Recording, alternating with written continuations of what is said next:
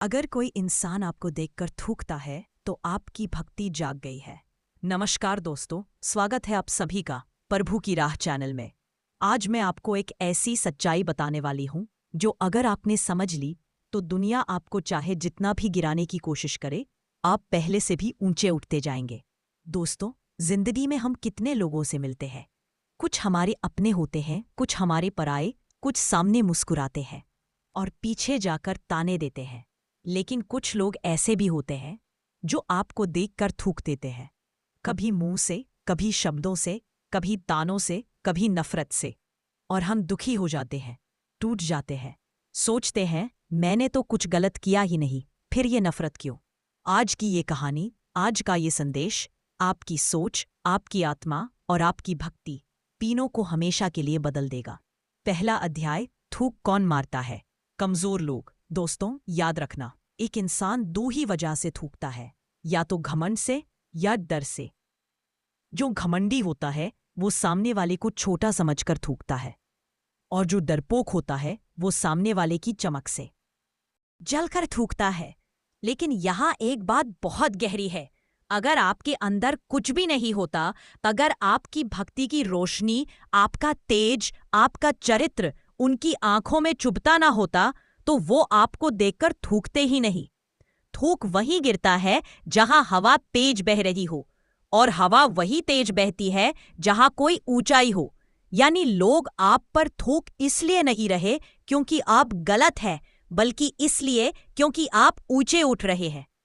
दूसरा अध्याय, भक्तों पर थूकने वालों की पुरानी कहानी। ये पहली बार नहीं है, सदियों से ऐसा होता आया है। मीरा को जहर दिया गया, कबीर को गालियां दी गई, तुलसीदास पर कीचड़ फेंका गया, संत रविदास को अपमानित किया गया, गुरु नानक देव जी को कैद किया गया। लेकिन हुआ क्या? जिन्होंने थूका था उनका कोई नाम आज याद नहीं, और जिन पर थूका गया आज पूरी दुनिया उन्हें पूछती है। क्यों? क्योंकि भक्ति का रास्ता आसान नहीं होता। ये रास्ता फूलों का नहीं, ये रास्ता पत्थरों का होता है। लेकिन जो भक्त पत्थर पर डरता नहीं, वही आगे चलकर पर्वत बन जाता है। तीसरा अध्याय, लोग क्यों नफरत करते हैं? क्योंकि उन्हें दिखाई देता है आपकी शांति, आपका विश्वास, आपकी भक्ति, आपका बदलता हुआ जीवन, आपका बढ़ता हुआ तेज, आपका सच्चा स्वभाव। ये सब देखकर उनके अंदर जलन पनपती है, और जहां जलन होती है वहां नफरत अपने आप पैदा होती है। याद रखिए, लोग कमजोर पे नहीं, ऊपर उठते हुए इंसान पर ही थूकते हैं। चौथा अध्याय, थूक को आशीर्वाद में कैसे बदलें। अब आती है असली बात, आप इस नफरत को आशीर्वाद कैसे बनाएं। 1, शांत रहे, जवाब न दे, क्योंकि थूक का जवाब थूक से नहीं दिया जाता। थूक को हवा सूखा देती है, समय जवाब दे देता है। 2, मन में कहें, हे प्रभु, इन पर कृपा करना। जैसे ही आप ये वाक्य बोलते हैं, आपका ईश्वर के साथ संबंध और मजबूत हो जाता है। 3, याद रखें, आप रास्ते पर हैं। किसी को देखकर अगर दुख हो जाए तो समझना कि वो व्यक्ति अभी मार्ग से भटका है, लेकिन आपको अपने मार्ग पर चलना है, प्रभु की राह पर। 4, अपने कर्म पर ध्यान दें।